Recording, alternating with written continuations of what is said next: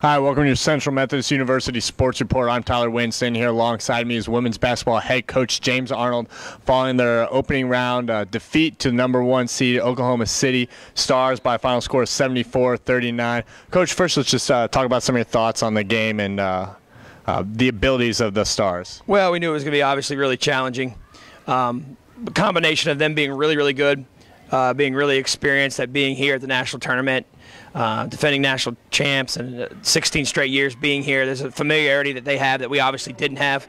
I was worried a bit about our kids and how they would handle the atmosphere and the opportunity, and I thought that got a lot of us, and then by then it was too late. Combine the fact that Oklahoma City's really good, and we struggled mightily to do a lot of the things that we worked on. I thought that, I think their heart was in the right place, but I think lights were bright, game plan was heard, but not really listened to necessarily because of all the nerves and anxiousness that came with it.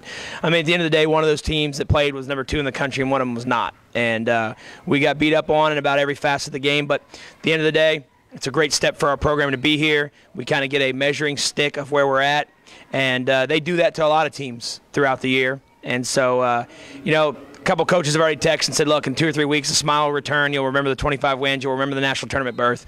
But at this, nobody likes to get beat up on. But I thought that if you're going to get beat up on by a really good team, a team that has a chance to win another title. Now, although the score was, a little not what we would hope for, but still at the end you saw players diving for loose balls, still fighting, showing that energy, showing that fight and toughness throughout the stretch. What does that mean and for a head coach seeing that? Well, I thought it could have gotten worse, certainly. I thought a combination of the fact that we put some reserves in who really did some good things and had a chance to watch the game unfold against some of our top 5 or 6 and saw their struggles, and I thought they did a really nice job of not making some of the same mistakes.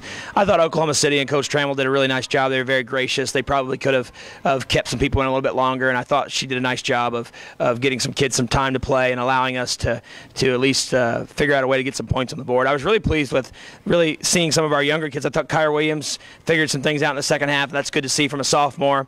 I thought that Brooke Paulsell, a freshman, did some good things, and I thought that Audrey Patton was one of our better, more active post players. So those are all positive things that we could take into next year.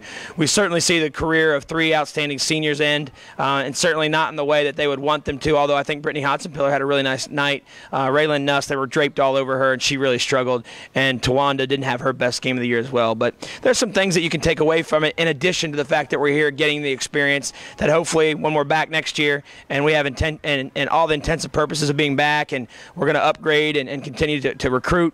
And as coaches, we're better after being here, and I think the team and the kids returning will be better as well. I know you're upset about the loss, but I want to talk first about the 3 seniors, as you mentioned, Brittany Hodson-Pillar, Raylan Nuss, and Tawanda Sutton.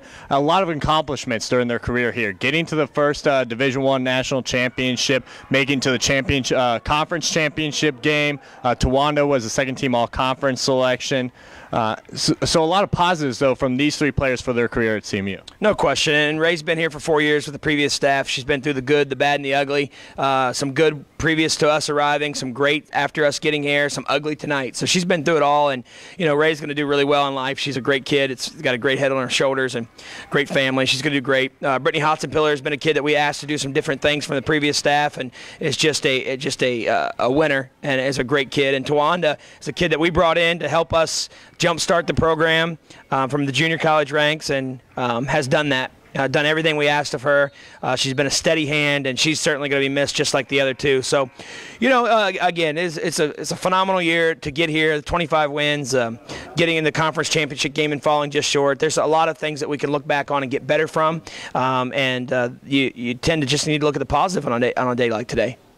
Well, Coach, I know myself and the entire CMU Eagles staff would like to wish each of those seniors success with all their future endeavors. Would like to thank you for coming and playing CMU Eagles. It's been a privilege for me to watch and get to call many of your games. So I'd just like to thank you for your service and time, too, for the CMU program. Coach, thank you for joining me here today. The CMU women's team does fall in the opening round to #1 seed Oklahoma City by a final score 74-39, but a lot of hope and future for the future of this program. Reporting for CMUEagles.com, I'm Tyler Wynn.